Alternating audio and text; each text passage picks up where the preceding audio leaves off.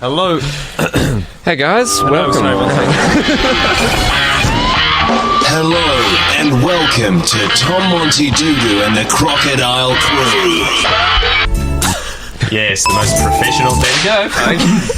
Tom Montydoodoo and the Crocodile crew on FBI Radio 94.5 FM. Sorry about that. We did not realise that track was finishing. But we are here now, professional as ever. Robbie in the studio. Tom is here. Jordan's also here. It's the same three guys that you always hear every week at this time, and that's not going to change any time in the future. Might, however, because that was extremely bad, Robbie. What the hell was that? I don't know what's going on. All right. Don't look at your phone, please. Turn it off. Okay.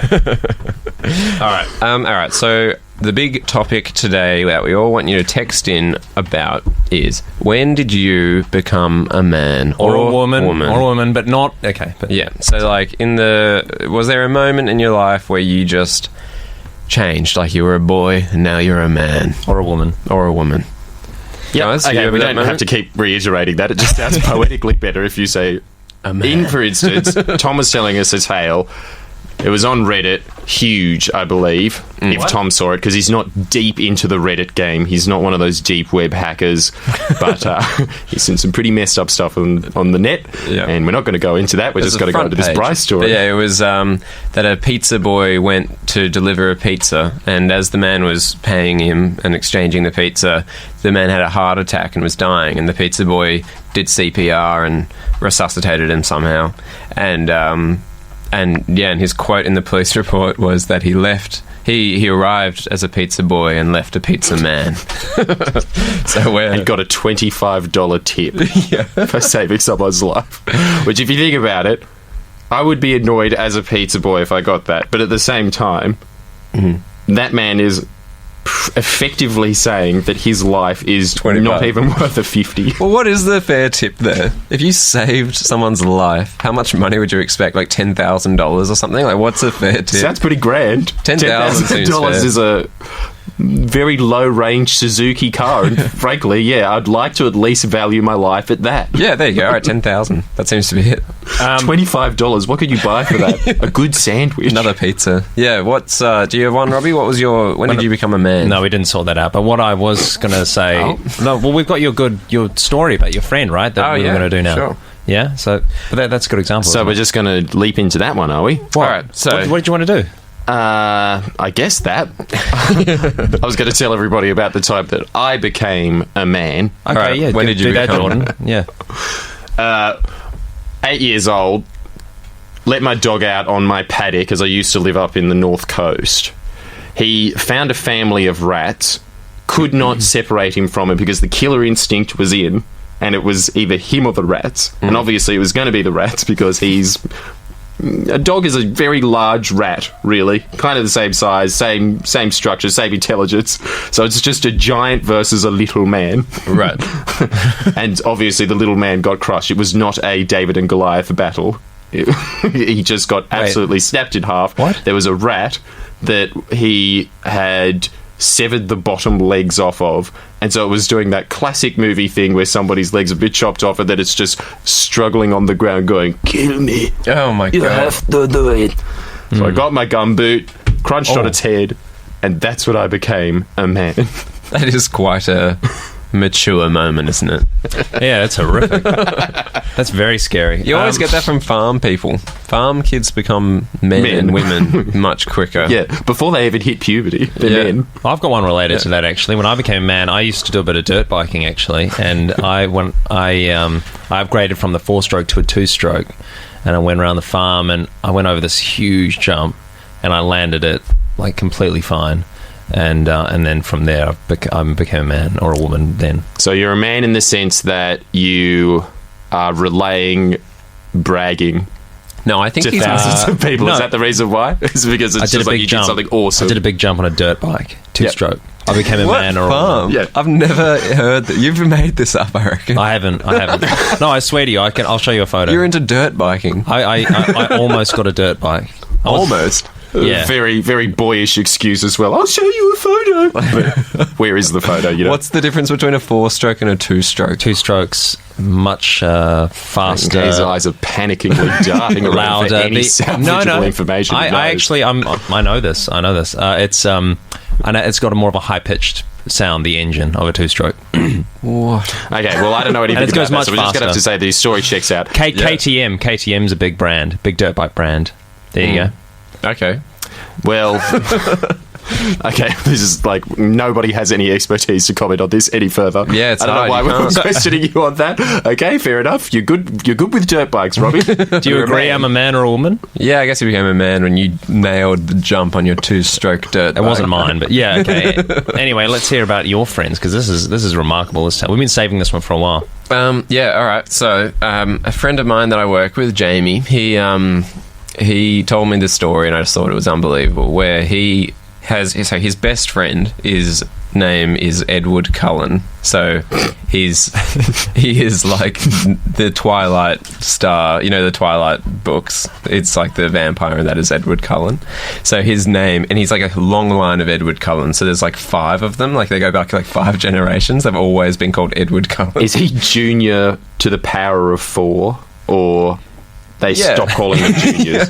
Yeah. So he's not even junior. It's just Edward, all Cullens. So like it's this tradition. They stop naming them Then junior. Twilight gets written, and they also the main character's called Edward Cullen, which just turns him into a joke, right? Like it's just like it's too much. But yeah, so he's Jamie's best friend, and Jamie's mum is holding a Christmas party at her house, and is inviting over all her workmates, and she works at one of the larger banks, and she's quite corporate woman, and she invites all her corporate friends over for this Christmas party, and Jamie's allowed to bring with him one friend, so he brings with him Edward Cullen to this party, and one of the women that is the friend of Jamie's mum, who comes to the party, gets really drunk at the party, and Jamie's friend Edward starts talking to her, and she happens to be like a huge fan of Twilight, so she like falls in love. But she's in her 50s as well. She's in her 50s, and she falls Pathetic. in love with Edward Cullen. Right. And because he's called Edward and she loves Twilight, and Ed is like at this point quite young, like 18 or something, so he's like loving the attention, but you know it's like she's older than his mother would be, like roughly the same age. And anyway, like Technically could be his grandmother in that realm. oh, it's like more likely his mother, but anyway, she's in love. But if you went a little bit under the age limit, you could conceivably see that if this was in the 1900s, it could be his grandma. Yeah, potentially, yeah. Okay. And anyway, Jamie was telling me this, and he was saying like, so he got approached by Edward during the night, and he was like, "Hey man, can I borrow a condom?" And anyway, he said that. So Edward then went off with this woman. They had sex in Jamie's bed with Jamie's like condom. Like they're just out of high school, and like Really? yeah. And then and Jamie was saying how then they just must have finished having sex because Jamie was just like standing outside the door like in disbelief that he's just had sex with like his mum's like friend from work, and he opens the door, Edward, and just walks out completely naked, just going like, "Hey, Jamie, what's up, man?" Like, and putting his leg like up on the bed and Casual, stuff. no biggie. Yeah, and Jamie's just like, another day on the prowl of Edward Cullen. yeah. And Jamie was like, "It's so weird because we've been friends for ages, and being naked in front of each other wasn't a thing we did. But all of a sudden, he was like, it's as though he'd become a man. So now it was a thing where he should just be naked." Yeah. Anyway, they went on. They kept seeing each other, and now they're married with a kid. So there She you go. could have a kid? Yeah, she had How a old kid. is this woman? I think she's like 50 or a bit younger. Like hadn't. So she was pushing it. It would have been her last egg. Yeah, well, like she was quite old. So I don't know. Like who knows? But Yeah. You don't know I don't that know if much it was of the her story. last egg. Yeah. But anyway, You it's can't just. technically qualify that, but you'd have to say last 10. Yeah, so it finishes with Jamie being the best man at the wedding to Ed and this woman being married, and Jamie just being kind of in disbelief for the I don't last know who like we're 5 saying years. is who turned into a man in this story, though. Ed turned into a man when he walked out of the bedroom completely naked And was fine with it. Just there was no such thing as being shy about. No, it's just our Celtic warriors used to bathe in icy cold water together. Yeah. There was no time for modesty. Yeah. If you were upset about that, you should not be on the battlefield. Anyway, yeah, so that's the story. And that's real as well. So we're just sort of saying, if you're listening, please call in. Edward Cullen. The number's 833-2299. It is an amazing story. Just Edward Cullen. Also, the fictitious character of Edward Cullen, you can also call in as well. It'd be good to prove your existence. I would love that, yes, to speak you to are a vampire. Truly, I mean, I know we joke around a lot, but I would love to speak to a vampire. if you would love to call in, again, the number's 833-2299. FBI Radio is the number, is the place to call. Okay. Not exactly the best time to be calling a vampire, though, is it? Midday, the absolute peak of the sun. They're asleep, if you're listening right now. Yeah. Well, they'll be indoors with a phone. But we probably have a job as a courier or something, some night shift job. A vampire. Yeah, they're sleepy now. Yeah. Well, I don't know. Anyway, so the question is, when did you become a man or a woman? Giving you a couple of examples there of what we've done, what our friends have done. Got a couple of texts coming through. We'll check on those in a second. Number again, 0409-945-945. But we'll jump into a bit of music now, shall we, guys? Yep. Okay. It's called Tum and Shud. It's the new one by the Drones. Here you go. You're listening to FBI Radio 94.5 FM. Odd side. Hi there, guys. You got it tuned to FBI Radio 94.5 FM. That was the song Tum and Shud, a new one by the Drones there. Loving that track. What do you reckon, boys? Yeah, love it. Wasn't paying attention at all. Sure, why not? It's Fun good. song, good song. Okay, yep. Okay. We asked you, when did you become a man or a woman? Got a few texts here saying, I put a chicken out of its misery with a shovel my dog had attacked. Okay, that's way more hardcore than mine. Fair enough. I did not become a man. I became a teenage boy in the mood for loving with girls when I put a rat out of its misery. A chicken's way worse. I became a man when I got double-dacked in high school. The sheer shock changed me forever. I went into recess as a boy and came out as a man. From your boy Soylent Meme. And guess who that is, boys? Samuel Troy. Very nice. A stablemate, the mainstay of the Friendlyjordies podcast, which you can check out. But we're not allowed to talk about that. We've been told several times not to, so we'll just move on to the next one. Thanks, Samuel. Yeah, and we've also got a couple here mentioning my dirt bike business. Somebody saying Robbie has not been on a dirt bike. Fact. Well, it's just See, it's been confirmed. No, it's Robbie, not true, is phony. it? Now what do we've you got mean it's not true? He says it's a fact, and you're just calling it out for a lie. Yeah, well, now there is some backers behind this. I really strongly think you never were ever on a dirt bike. I Particularly when you refuse to read out the text that is far more damning than that. All right, well, Go on, read it. he was into dirt bikes, but he ends up changing over to Pony Club and doing tricks with his pony Daffodil or whatever its name was. That is some hot BS from Scrut. Scrut. Thank you, Scrut. Thank you so much for your odd name and very candid contribution to this, because this, to you listeners of this is a boy who used to play with a pony. Yeah, you don't flip-flop You don't that flip much. from that. You don't go from bikes to little horsies doing little equestrian jumps, do you? I didn't play with it. I rode it. Did little That's tricks a on game. it. I did a little, I went to I entered competitions and. Also, your objection is it's not a game, or you weren't playing with it because you were serious with your tiny pony. Yes. Okay. All right, we're going to go on to Fair Enough, which is a segment we do every week where there'll be one of us as a judge. This week I am the judge, and Jordan and Robbie will tell me something that's happened to them and whether or not I think it's fair enough that occurred, the way they feel about it. So, Robbie, take it away. What's yours? Okay, I went to see my Sydney Swans the other week. Yeah. AFL, big game, big Swans, love my Swans. Didn't know that. Another tentative sport that Robbie seems to follow, but Also, I was there. He wasn't a fan. No, this was another game where we weren't doing as well, where my Swans weren't doing as well. This one, my Swans were flying, soaring even. Against so much like swans in general, you are quite seasonal in your support. Mate, if they're flying, I'm flying. How's that? You know? I mean, I'll tell it to you straight up. I'll give it to you how it is. Anyway, I was in the crowd, right? I'm into vaping. I was ripping some fat vapes. Okay? I was ripping some fat vapes. A couple of kids next to me, all right? Ripped a huge one. Some of that vape went into their face. Okay? I didn't mean for that. Their dad goes, "Hey, mate, you're not allowed to do that here. I go, well, it's okay. It's not nicotine. It's just sort of a bit of fun vape. And he goes, no, that's not all right. No, that's not okay. I'm quite happy to throw you out of here, mate. And I go, it's fine. It's got no nicotine. He goes, you're an idiot. I go, stop lying. And I said, no. And I said, no, I'm not an idiot. I said, it hasn't got any nicotine in it. And then we sort of just decided to not talk for the whole match. But my Swannies, they flew. and we came out the winners that night. So what are you asking? Was it okay for you? Yeah, was it fair enough for that square to, think that it's not okay for me to rip a fat vape in the crowds? Watching my Swannies. All right, Jordan, what's yours? Okay. So I'm going to tell a story that actually happened as opposed to one that somebody was just inventing clearly on the fly. I'm not. I genuinely. We can call up Jake and ask him. I properly that happened. What? Someone tried to throw you out for vaping? There's a difference between I'm serious. Being 100% accurate and being 20% true.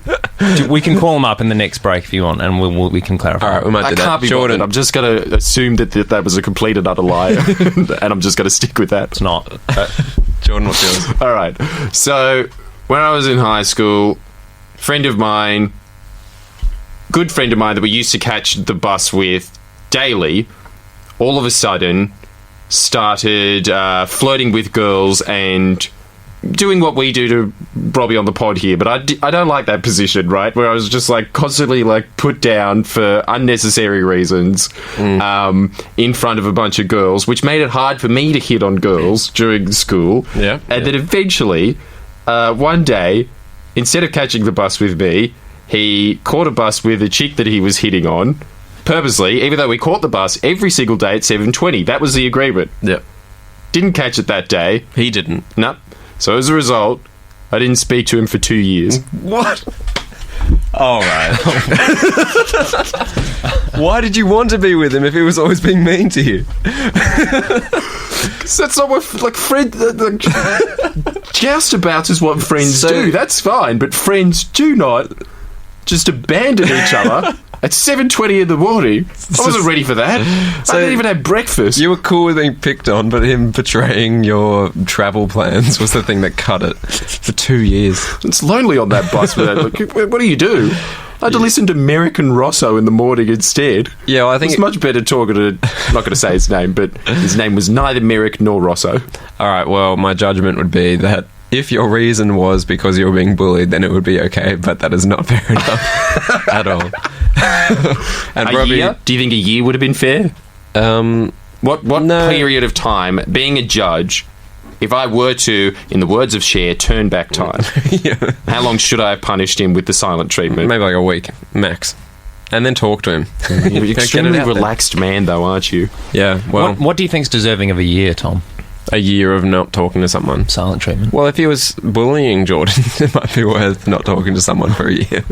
Which he was. But at that point, you're not really punishing. You're just avoiding disarray. It's like when somebody lives in Mexico City and then they migrate to Australia. They just don't want to be around that anymore. Yeah. True, yeah. So it's not really ignoring. It's just playing it safe. Yeah, I guess. Did he start catching the bus with you after that one time? Yep. And you just wouldn't sit with him anymore? No. I specifically sat on the front of the bus with the red seats that are there for old people. Oh my God. And I would sooner stand up for an old person and stand the rest of the way on the bus than sit in the back with Joe. Oh, you just said his name. Oh my God. Probably should. You can't do anything about that, that's life. Oh well. And Robbie, your one, I think, if it did happen, then... Genuinely. I mean, people are not believing me in the text line, but it's true. It's just... There's too many. It's like a boy who cried wolf. It's just come on. Whatever. Yeah. You're listening to 95 FBI 12 to 1 on a Monday. Fantastical Tales with Robbie. It's 94.5. Yeah, but I reckon it's fair enough. Lie from Robbie. Fair enough for him to throw you out, for sure. He didn't throw me out. Oh, like to want to throw you out. Come on. It had no nicotine in it. Well, you're puffing huge clouds of smoke at his mad children. vape clouds. Huge. Well, how big were they? Oh, so mad. That was so big. Well, if they were real big, then it's all right, I think. A shocking turn of events for the judge. That's the way, my boy. All right. That's it. All right. Should we go to a song now? All right. Text in if you vape. 0409945945. We're going to listen to a song now. It's called Cool Song Number 2. It's by MGMT. Hi there, you got it tuned to FBI Radio 94.5 FM. Tom Montydoodoo and the Crocodile crew with you. That was the song Cool Song Number 2 by MGMT. Okay. Just got nodded. Usually get a verbal cue, but good to know that we're all on track here in the studio together. Right, now I'm getting another visual cue. Can somebody please just tell me to say things? So, Jordan, what's happening? Okay, thanks. Cheers, Tom. All right. Another slice of life for everybody out there. Hopefully more successful than last week's, which was when it became abundantly clear that I'm the only person in their 20s that had the realization that other cars don't have people in them and that cars don't have personalities like they do in the movie Cars. So it wasn't a slice of life. That was just a slice of my life. But the theme... The general gist of this segment is to try and get something that we can all relate to. I think I've got the winner this week. All right, let's see if you can do it. Care to cue the Washies Woolly World music, Robbie, just to get us in the mood for this? Because I'd like to bring everybody back mentally so that we can unhinge any inhibitions in their mind so that they can really get into the nitty-gritty of this. When you were in kindergarten, you used to watch Play School during kindy, yeah? Maybe. Might have been too old for that. Yeah, go on. All right, we'll take that, yes. Just continue. Okay, that's a tentative strike against this. The red pen is dangling over the top of this segment already, but we'll go to the next one. Okay. When you were watching it, was there 30 kids madly jumping up and down when they said, "What window are we going through today, kids? We're going through the arch, the square, the circle?" And all the kids would be shouting, much like little tiny stockbrokers yelling, "The circle! Go into the circle! No, the arch! To the arch!" There's this cacophony of sound, madness and sheer. The teacher every time being like, "Shut up! It's only ever 3 options. It's not that big of a deal." Like you'd watch it every day. Yeah. And you'd be sitting there, and then as soon as they pick one, and then they go, "Oh, looks like we're going through the square window today." And then everybody sits down going, "Oh," obviously, except for the kids that were going, "Yes!" Now, here's the slice of life segment, and I want everybody to text in for this one. Were you upset that it didn't go through the window that you chose because either it wasn't the window that you wanted, or were you trying to predict which window they were going to choose? What was the game? Are you trying to work? Can you not remember which it was? Like, are you actually wanting it, or you're guessing? Is that what you're wondering? Yeah, that's the gist of it. What's going on there? Do you remember Play School, Robbie? I love putting that up. What's up with that then? Yeah, just text in. Do you remember? 040945 What's up with that? Which one of those two were you doing? Were you trying to guess it because you're playing like a guessing game, or were you upset when it wasn't yours because you wanted to see what was through the circle window? You honestly thought there'd be a better story in there instead of seeing some lame kid going, "This is my sandpit," and showing you all of his little creations. Yeah, I think I actually thought it would be a more interesting thing to see what was through the circle instead of the square. Oh, so you were a fan of the circle? Yeah, like the one I'd be barracking for would be the one that I think would lead to a more interesting bit of television. So you shifted with the Sands, much like Robbie's support for the Sydney Swans. Yeah. If they're flying high, so are you. If they're low, then just drown that swan. I don't think there'd be much puddle. thinking behind it. It would be like, I reckon it's just young gambling, isn't it? And also, I also thought this as well. Anyone who chose the arch window consistently, I think, would probably be a more interesting human being today. They had an eye for architecture. Yeah. I always went with the nautical-themed circular window. I liked the thought that it was always going to go through a submarine, and I reckon that if you go back through all the Play School episodes, maybe there was more sea life going through the circle window. Then again, maybe they didn't think about it that much. Do you remember it, Robbie? I think I was more of a bananas pajamas type guy. So I never actually really watched Play School. Right, okay. Do Yeah, I think I was more a pyjamas man as well. Really? But you did both? Boy. Yeah, I like Thomas the Tank Engine too. So did I, yeah. That's Cool. weird, isn't it? Yeah. So has anyone texted in, or Did you just know the no slice of sorry, life? just did you know the song from Thomas Tank Engine was sung by Ringo Starr, And he also narrated it. and he also narrated it. Yeah. There you go for out there, the listeners. We've got a couple here. Arch for the win. Almost always guessed right too. Hey, well, that's great, Did but they it do doesn't it answer more? the question. Would they do their choice based on the screams of the children, or would it be just whatever they'd prepared the graphics for that day? Must be whatever they... There was no kids. What are you talking about? They were like in a studio by right, themselves. okay. They would have been recorded. What? That is just bad. I thought it might have been like a studio audience. I genuinely thought the cars kind of like could think and talk. That's not as bad. I thought it was a double audience. Like, there was all the kids in this class, but there was also, like, staged acting kids that were like, the circle, the circle. It has been a long time since you've seen it, Tom. Get up to date. Yeah, not me, though. Oh, okay, we've got one here. My mum always made me pick the round window because Liberal voters pick the square window and Christians pick the arch window. Wow, all right. People are There's loving legs this to one this. for some reason. They're really flooding in now. We've never had this sort of response. That's a slice What does of that life say for about you. them? What does that say? Yeah, it's very Jesus interesting. Christ. It's such a hipster thing, isn't it? Reminiscing childhood. Yeah. Of course you'd be doing it. Yes, you. You listen. You're the one listening. Yeah, that's right. Yeah, we want you to text in, and we're going to disparage you about it. Yeah, call in as well, actually. Let's hear a little anecdote about the circle window or whatever it is. 833-2299, okay? No square windows. Everyone hates the square window. You were the Pokemon Reds of the play school world. That's right. Yet another reference hipsters clearly love, talking about Pokemon Blue and Pokemon Red, right here at FBI 94.5. It is such a square thing to do, though, isn't it? Like, it's just boring. Who chooses the square? Windows are always square. Yeah, it was always the kid that always got shaved hair on the sides, didn't really shave the top of it, and there was always this kind of... Like they a made it look military like a haircut. muffin. Oh, right. That kind of a hair. They love the square. Yeah, keep texting in. Do you want to hear the Nowra now? Or?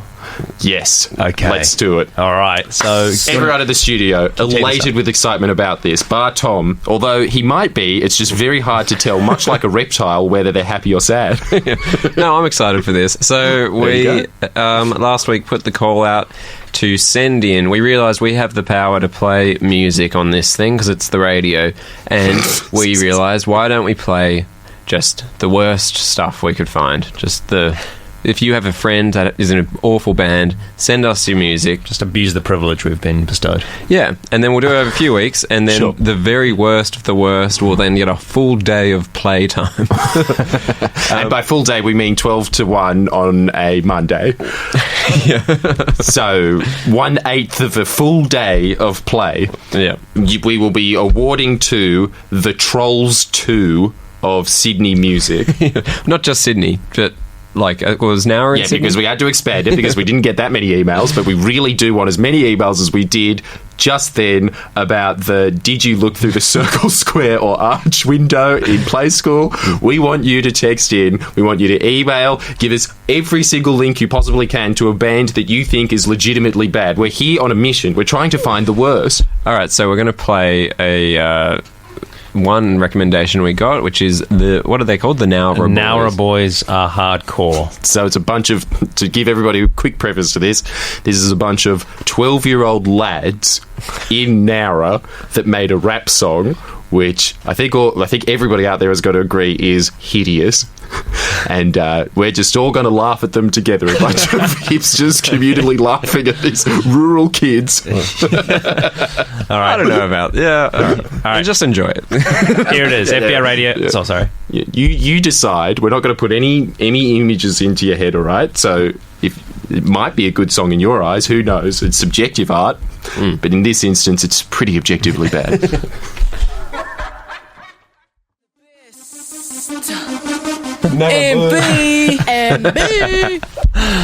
Oh, sweet Lord. Was that a treat or was that a treat? 2541 Nowra Boys with their most memorable lyric being, kick you off the bus, don't talk to me like that. Nowra Boys.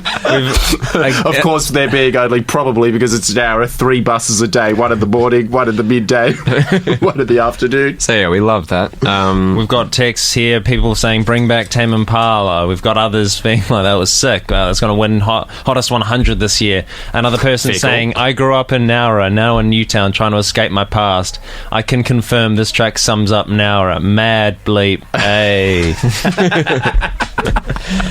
Excellent text coming in from everybody, and we're just calling this again, even though we did before that. Great song came in. Again, if you have a song you think can beat that, please text in, email us, go to the Friendlyjordies Facebook page. We're trying to find the worst song originally in Sydney, but because we got no messages yesterday, but got probably 100 when we talked about play school. In this instance, we're going to be taking any callers from Greater New South Wales as well. We're not extending this search to all of Australia. We have to make it somehow localised to keep in with the musical trends of FBI, but that's what we've learned, is that that's the only limitation that we have on the music that we play here. You can also email friendlyjordies@fbiradio.com. That's right. So now we're going to go on to something that is a bit spooky, which is supernatural unexplained experiences. What are we calling it? That is spooky. The supernatural, the unexplained. Yeah, so have you experienced anything? We want to get a call after this. Have you experienced anything which is just unexplainable? And we'll get Tom, resident absolute critic of anything, really, except for science, Is there anything else? to poo-poo it, pretty much. And you can have an argument with him on the radio. I'm sure it'd be very embarrassing for you, because usually when you talk to a critic, it always is. But, you know, it's your funeral. But yeah, I don't know. I think there was a Reddit post again about this, and yeah, there's some really good ones in there. Pretty. So you heard some stories. Yeah, pretty scary stories. Keep that on hold, Tom, while we're waiting for callers and texts, because in the meantime... The number is, by the way, 833-22-999. And the song here is from the smash hit television show on Foxtel in 1993, Unsolved Mysteries. Gotta love that 80s drum beat that just lingered on through the early years of the 90s. So, Robbie, do you want to try and tell the story that I told you and see if you can recount? It's so captivating, Jordan. Like, honestly, you'll love this. So there's a man, okay?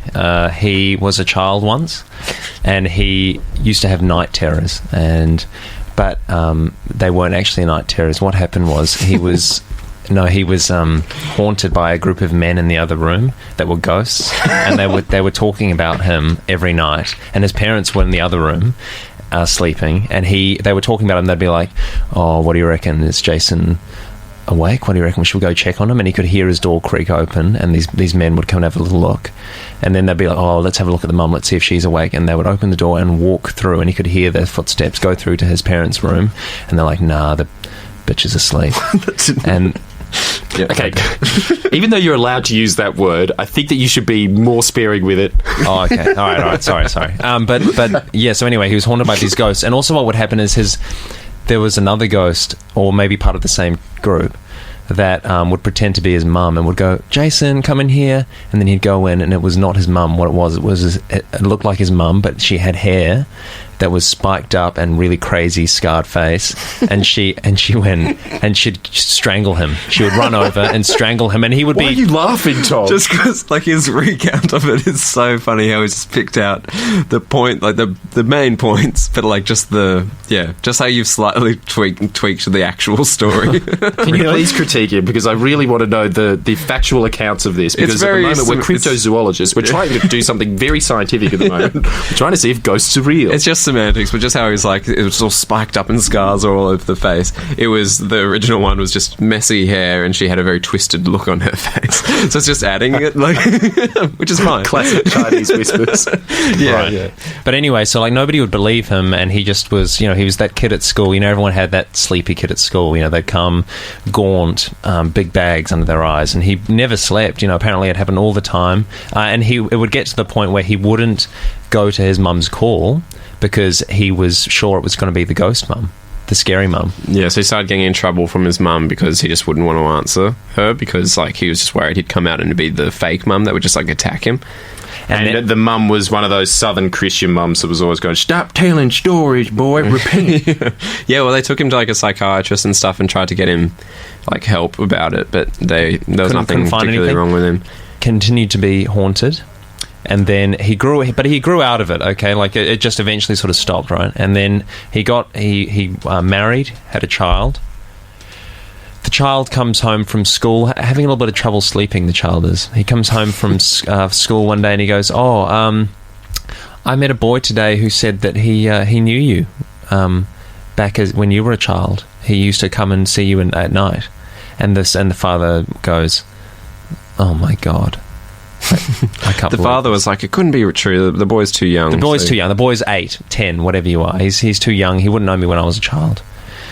The boy goes back to school. The boy comes home from school. He goes, well, he says, no, that is true. And here's the layout of your room, the very specific layout of your room and the way that looked. And he says, this is where the door was. This is where another door was. And the father, sweat pouring from his face, like absolute dead cold, goosebumps everywhere. Just for anybody who's tuned in then, Robbie read this post on Reddit. No, I read it and I've told Robbie. That's and now right. Robbie's trying to retell it. You're listening to a relay of a relay on radio from the net. Yeah. Just really proving what a dinosaur of a medium this is. But yeah, finish it. And then he would and then so that the father was like, "Oh my God, that is so supernatural and unexplained." Hence the segment title, which is The Supernatural, the Unexplained. I like that segment. Very good. Should I keep my story, because that one ran a little bit long, for next week, so tune in as a little sizzle for that. In the meantime, we've also got a picture that, as you're our resident party pooper, right? Can you please look at this picture and explain to me how this could be anything else? Okay, he's just going to come around. We're just going to have 2 seconds. Tom currently turning around, waddling over because he is quite overweight. Is got a real denial about it as well. Always claims that he's not. It's pathetic, really. Do you want to explain what I'm looking at? Okay, so there's a children's drawing. It's got a mum character, a child, and a dad character, and then so they're labeled excellent texture work. Mummy, Julian, Daddy, and then there's a black character very dodgily drawn in with the caption, the taking boy. And by black we mean purely black. He is just a ghost figure entity, no face, no hands, an utter silhouette. The rest of them are quite more intricately drawn. This is just a black silhouette. Who's the taking boy, Tom? I don't know. And that's why it is. Robbie, cue the music. That's why it's unexplained. Supernatural. It's just a kid's drawing. It was the other way around, but doesn't matter. You get the gist of it.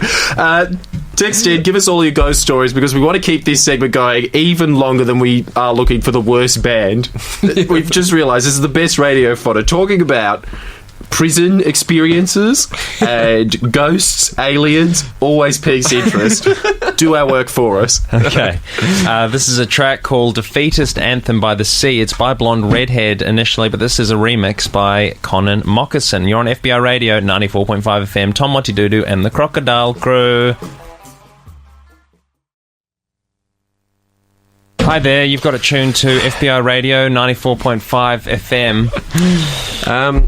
So yeah, we're wrapping it up now. Yep. So thanks guys for listening. We've especially due to there was 2 very obvious technical mishaps in this 1 hour on radio in the middle of the day.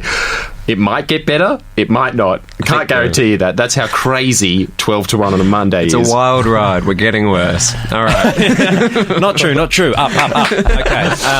Tom Montydoodoo and the Crocodile Crew and FM Radio. Look, what you're going to hear now is you're going to hear the playlist with Stephen Goodhue. He's got some cracking tracks for you. Hope you've joined our tracks today, our chat today. Also, I'd like you to look up Stephen Goodhue and tell me that he doesn't look like a character from one of Miyazaki's films. Yeah, actually, it kind of does. Yeah. Really looks like a gentleman that all he wants to do is make planes, but because of the time, he has to make them war machines. And please send in bands that you think suck. Friendlyjordies at fbrradio.com. And also, my vape story was true. I've got a lot of haters here saying that's not true. And dirt biking as well. Like, they are both absolutely true. Okay? Whatever. We really didn't expect there to be that much hate. There was a huge abundance, and I don't know how you're able to talk anymore on the radio. I would be a gibbering mess if I got that much hate mail at once. If the vape story is true, it's just disgraceful. So let's leave it there. Okay, let's leave it there. Guys, this is a track. It's called Skulking, and it's by Mazes from their album Ores and Minerals. See you later. See you next week at midday on FBI Radio 94.5 FM. Tom Montydoodoo and the Crocodile Crew. Bye-bye. Toodles.